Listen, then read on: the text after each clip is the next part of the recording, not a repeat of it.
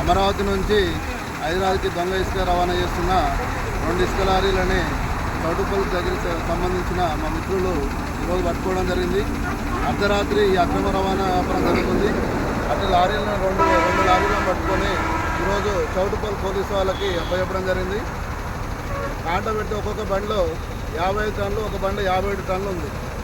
ఈ అక్రమ రవాణా రావడం వల్ల తెలంగాణ నిబంధనలను పాటిస్తూ ఇసుక రవాణా చేస్తున్నటువంటి లారీ యజమానులు అందరూ తీవ్ర నష్టాలకు, ఇబ్బందులకు గురవుతారు. ఏదైతే మేము టీజీఎండీసీని అడుగుతున్నాం, అయ్యా మీ టీజీఎండీసీ నిబంధనల ప్రకారంగా మీ ఇసుక లారీలని నడుపుతున్నాం, ఈ అక్రమ రవాణా అరికట్టండి. గత 2 వారాల క్రితం మీ దగ్గర ధర్నాలు కూడా నిర్వహించడం, మీరు జిల్లాలకి, కలెక్టర్లకి ప్లస్ ఎస్పీలకి లెటర్లు పెట్టామని చెప్పేసి అంటారు.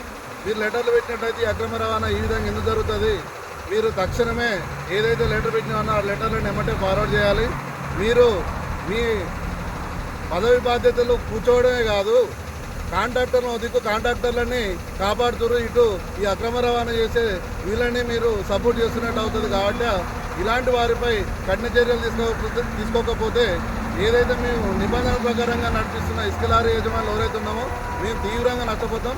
మా లారీల రక్తంతో మమ్మల్ని ఇబ్బందులని గురి చేయకండి. మీరు ఏదైతే టీజీఎండీసీ సంస్థ ఏదైతే ఉందో మీరు ఇమ్మీడియట్లీ ఈ